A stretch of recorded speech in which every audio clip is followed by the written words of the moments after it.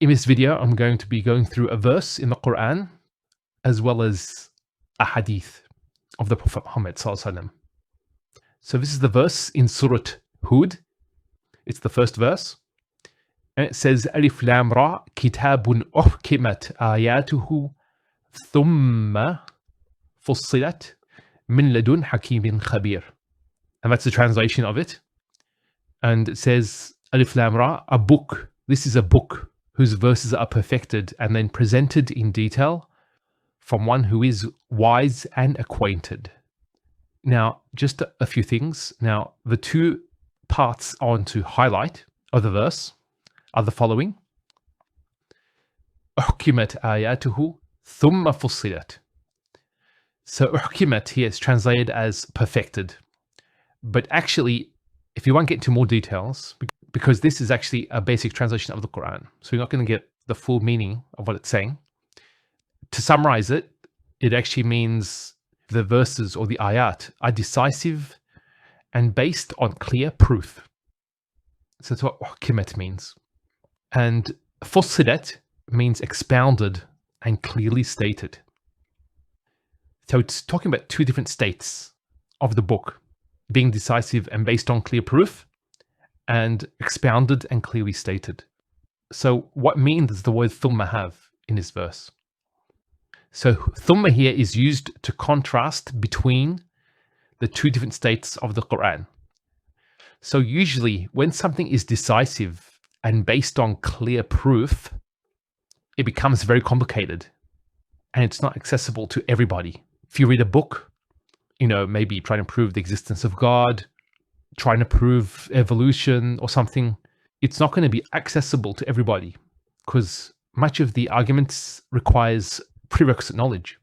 On the other hand, when something is expounded and clearly stated, meaning that anybody who reads it can understand what it's saying, it's usually very simple.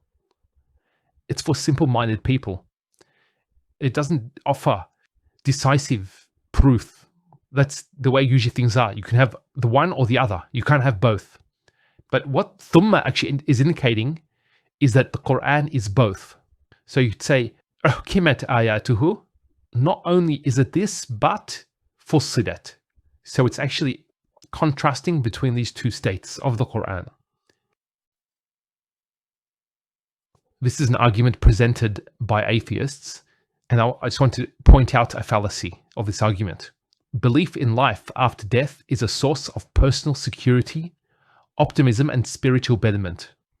Nothing offers more courage than the confidence that there is a better life for those who use the present to prepare for eternity. Belief in the unlimited opportunities of eternity has enabled many to make the ultimate sacrifice of their own life on behalf of those they love.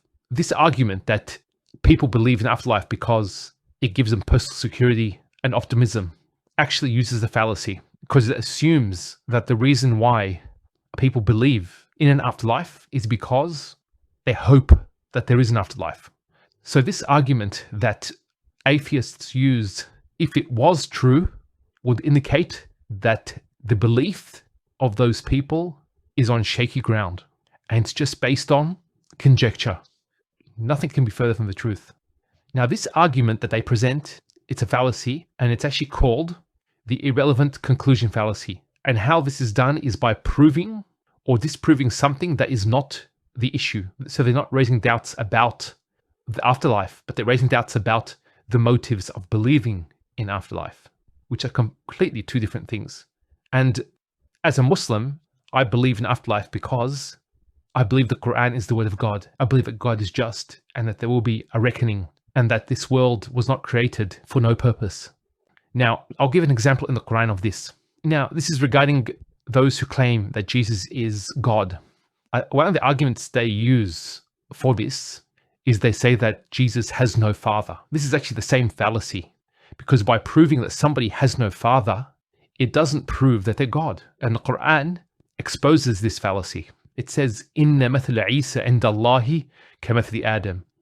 خلقه من تراب ثم قال له كن فيكون. Indeed, the example of Jesus to Allah is like that of Adam, peace be upon them both. He created him from dust, then said to him, be, and he was. So the creation of Jesus and Adam was done in a similar way, with the command of Allah subhanahu wa ta'ala, be, and it was. So it says, قال رسول الله صلى الله عليه وسلم أشد الناس بلاء الأنبياء ثم الأمثل فالأمثل. And there's a fat here. So it says that the people most severely tested are the prophets. And then it says, then the most righteous after them. Then the most righteous after them. So the first then used Thumma, and the second used fat.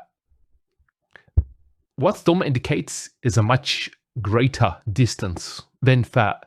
So this is not indicating time. This is talking about the actual state.